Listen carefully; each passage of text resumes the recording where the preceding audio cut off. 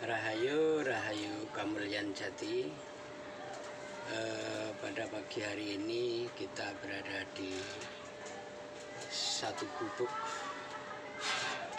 karena kita sudah lama tidak mengadakan live streaming, sudah lama tidak berbincang-bincang dengan alam semesta, alam gumelar yang sudah ada sejak dahulu kala. Pada dasarnya manusia diturunkan di muka bumi ini untuk menjadi rahmat bagi seluruh alam semesta. Seluruh alam semesta itu terdiri dari manusia, hewan, tumbuhan, dan benda-benda mati maupun benda-benda hidup lainnya. Alam yang begitu luas dan penuh beraneka ragam ini dikuasakan oleh Yang Maha Kuasa, dikuasakan kepada manusia untuk mengelola secara baik dan benar dan bisa menjadi bermanfaat bagi makhluk penghuni jagat raya ini. Manusia adalah makhluk yang paling sempurna karena dilengkapi dengan jasad yang lengkap, kemudian dibekali dengan akal pikiran yang sehat, kemudian dengan hati nurani yang lembut. Nah, itulah sebabnya manusia menjadi makhluk yang paling mulia di antara ciptaan-ciptaan Allah yang lainnya. Kemudian apa yang kita perbuat jika kita menjadi seorang manusia yang notabene adalah pemelihara semesta alam jagat raya ini. Nah, ini perlu kita ketahui bersama sebelumnya bahwa manusia itu sebelum diturunkan ke muka bumi, saat ovum bertemu dengan sperma, kemudian menjadi sudah berada di dalam rahim ibunda, menjadi sikut, kemudian berkembang, kemudian menjadi janin. Nah, perkembangan di dalam rahim ini adalah hasil dari pertemuan ovum dan sperma yang juara. Jadi sperma jumlahnya berjuta-juta sel, kemudian hanya ada satu yang mampu menjadi juara, mencapai ovum yang menemui rahim, dan disitulah terjadi pembuahan dan perkembangbiakan. Nah, setelah bertemunya ovum menjadi sikut dan menjadi janin dengan usia kandungan 4 bulan, maka di situ ada beberapa sumber yang mengatakan, kutiupkan rohku kepadamu, roh zat yang maha agung, zatullah. Ini berupa zatullah ya, bukan suatu seperti apa atau apa yang kita bayangkan, tapi adalah zat yang maha kuasa, yang maha agung, yang meniupkan sebagian rohnya kepada si calon janin, calon bayi tersebut. 9 bulan lamanya, kemudian dia hidup di dalam rahim di alam Mas Kumambang. Jadi berada di alam Mas Kumambang itu. Mas Kumambang di sini adalah di dalam rahim yang disuplai makanannya dari tali plasenta yang berasal dari dinding-dinding rahim ibu. Oleh karena itu, seorang ibu yang hamil harus disuplai dengan berbagai macam nutrisi agar nantinya setelah menjadi anak manusia mempunyai otak yang cerdas cemerlang, mempunyai IQ yang tinggi, mempunyai pikiran yang sehat dan waras, kemudian mempunyai budi pekerti yang luhur, dan menjadi pemimpin secara universal, baik memimpin dirinya maupun memimpin manusia-manusia lain di sekitarnya. Nah, itulah proses kejadian manusia yang harus kita ketahui. Semula manusia berasal dari sperma dan ovum. Sperma itu sendiri hanya sebuah cairan yang seakan-akan tidak berguna dan sangat hina. Namun kadang-kadang kita harus menyadari bahwa kadang-kadang setelah menjadi manusia, menjadi bayi, balita, anak-anak, masa pubertas, remaja, dewasa, nah di sini banyak sekali sifat dan sikapnya yang kurang mencerminkan daripada harapan-harapan sebagai pengemban amanah alam semesta ini. Mengapa demikian? Karena hal tersebut dipengaruhi oleh genetika yang turun dari ayahnya dan ibunya. Genetika adalah darah atau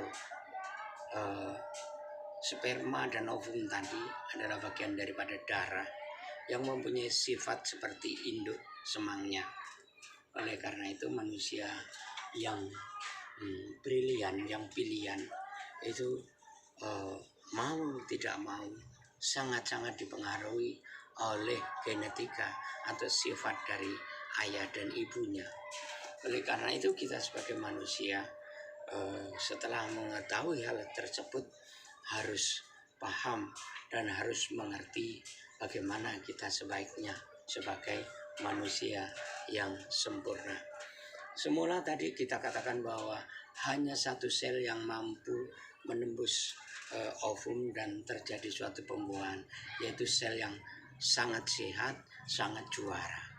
Oleh karena itu manusia nanti kelak diharapkan setelah berada di muka bumi ini akan menjadi seorang juara, karena awal mulanya adalah sang juara.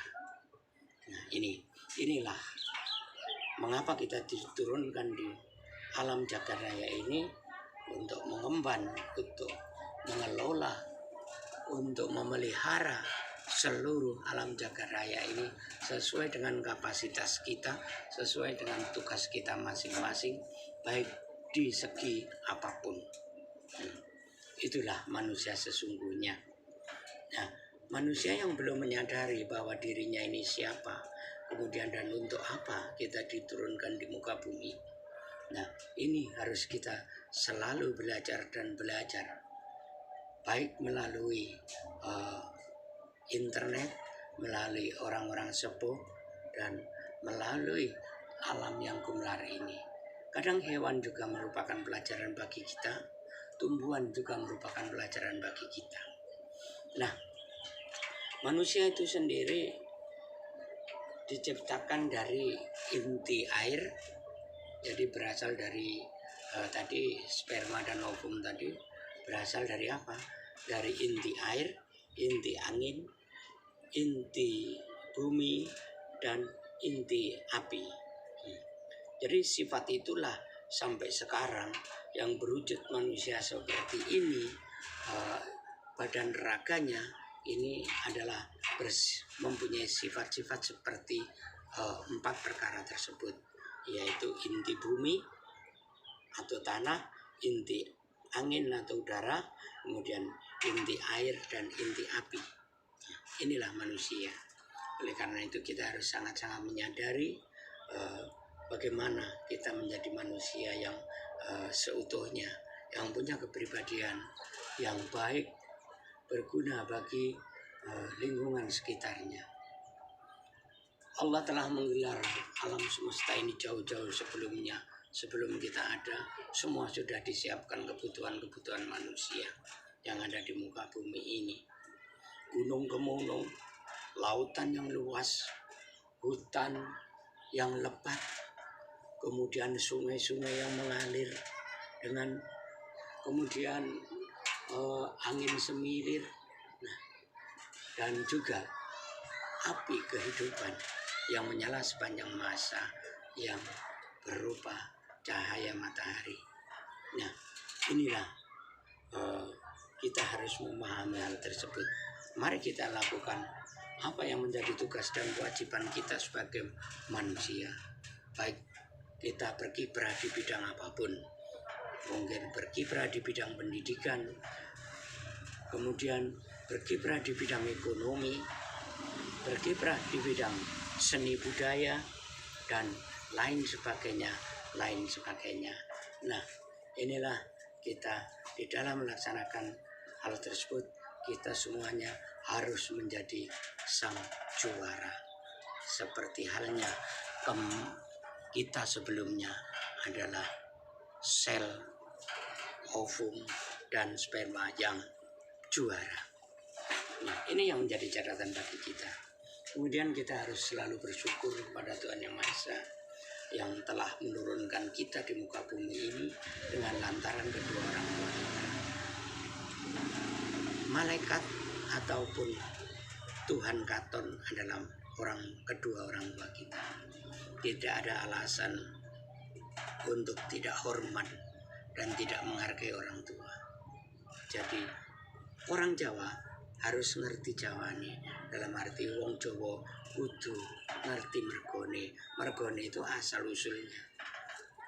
Jadi asal usulnya kita adalah buah kasih sayang kedua orang tua kita yang ketemu cahaya, kemudian cahaya itu bersinergi.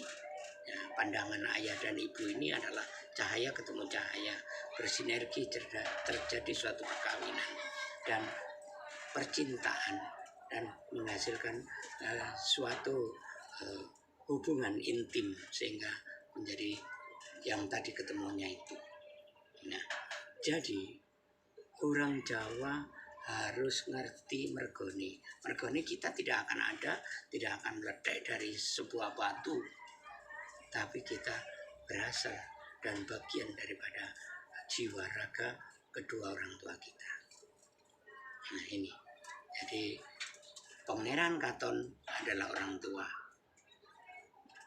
orang yang ingin hidup bahagia dan sejahtera di muka bumi ini, selalu menghormati kepada orang tua dan menjunjung tinggi kepada orang tua. Mikul dur mendem jero. Artinya apa? Segala kebaikan orang tua kita junjung, kita angkat, kita sampaikan. Kemudian kejelekan orang tua kita pendem yang jero, tidak kita umbar sembarangan. Inilah makna mikul dur mendem jero. Terima kasih para sahabat yang telah bersama kami. Ini sekedar saling memberikan suatu pengertian bahwa kita ini siapa, dari mana, untuk apa pentingnya kita diturunkan di muka bumi ini. Demikian, terima kasih. Selamat pagi, rahayu, rahayu, rahayu kamulyan jati, rahayu, rahayu, rahayu, rahayu ning jagat, rahayu, rahayu ning kembang wijaya kusumo, urip langgeng tan keneng pati. Matur suwun.